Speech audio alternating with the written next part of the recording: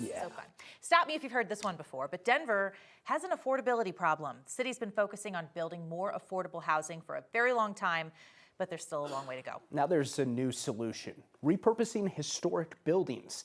Now News reporter Ria Jha tells us more about how this could be a solution to solving Denver's housing crisis. Hey, Ria. Yeah, it's been a smaller part of Denver's housing strategy, but it's gaining traction as a faster alternative to new construction. It's one of the latest projects in the city is giving families a home inside buildings that have been standing for more than a century. It's one of East Denver's newest affordable housing complexes. We are creating 154 affordable homes here at the Mosaic Community Campus. But it's actually one of the oldest landmarks in the area. Originally, this college was in what was considered the prairie. It was 5 miles from what was Denver at the time. For decades, this was Johnson and Wales University. And before that, it was Colorado Women's College, founded in 1909. Sarah Kaplan with History Colorado told us these buildings were used as dorms. The importance of preserving the site is not only for the architecture, it was also the first women-only institute here in Colorado. The university shut down in 2021, and the buildings sat empty. Historic tax credits end up being what makes the difference. Now, with the help of an $11 million tax credit, 4 of those dorm buildings are 154 affordable apartment units. We are offering units between 30 and 60% of the area median income to really help meet that community need. Just as an example, a 2-bedroom unit at 60% of the area median income rents at about $1,760 per month. Laura Brudzinski is the CEO of the developing company. She says projects like this could be a solution to Denver's housing crisis. It can be more cost-effective to preserve an existing structure, to utilize the bones of the building. City officials project a future shortfall of about 44,000 affordable housing units over the next decade, and new construction can be slow and costly. Being able to preserve existing structures like this, to utilize old buildings and turn them into a new use that meets a new community need. Projects like this seem to be a win-win for everyone. Being able to preserve existing structures like this, to utilize old buildings and turn them into a new use that meets a new community need.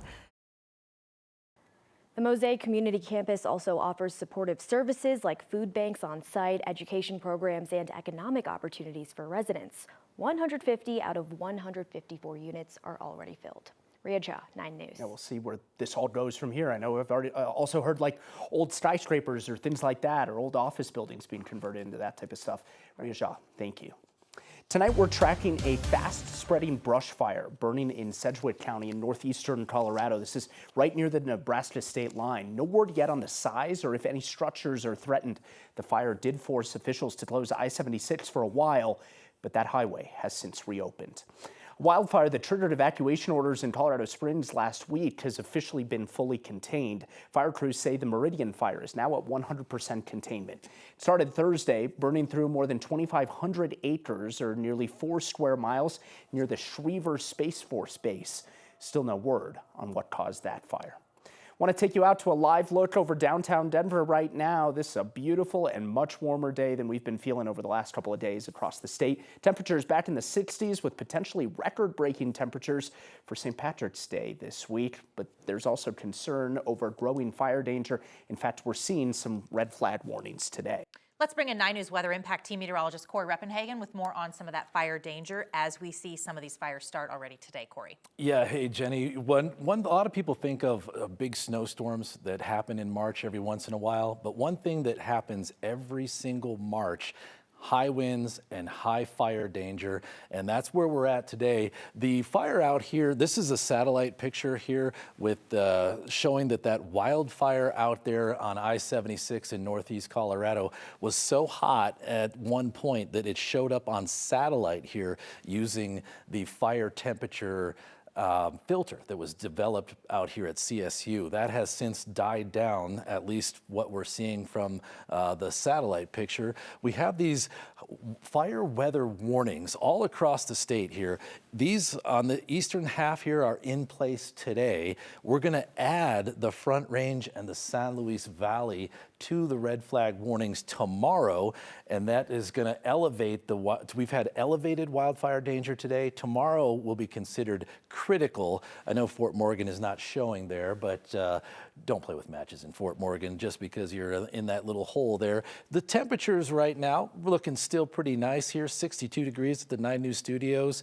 We hit 64 officially out at DIA. Here's your day tomorrow. A little bit more cloud cover, a little bit more wind, and those temperatures getting up into the 70s. So that high wildfire danger will be in place all the way till Tuesday. The shenanigans that we're messing with here on Monday will be more fire weather and possibly record-breaking temperatures, and then the next winter storm comes in on Tuesday night. All right, Corey, thank you. An El Paso County man will spend the next 12 years under supervision for his role in a fraud scheme. According to the Office of Democratic Colorado Attorney General Phil Weiser, 55-year-old Trey J. Scarlett cheated investors out of nearly $4 million through an investing scheme. According to the AG, he falsified his business records, faked contracts with sports drink companies, and used those investments for his personal use. That scheme allegedly ran from 2016 to 2021. Scarlett was ordered to pay back all the money in restitution to the victims. A man is under arrest this evening after police say he intentionally rammed into a Boulder police patrol car. Happened just after midnight on Saturday at a gas station on Baseline Road there in Boulder.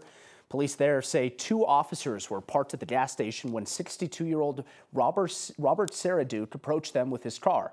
When officers asked if he was all right, Saraduke rammed into one of the patrol cars 3 times before getting out and then approaching officers. Boulder police say he refused to comply with their orders, so they tased him and took him into custody. He's now facing several charges, including assault.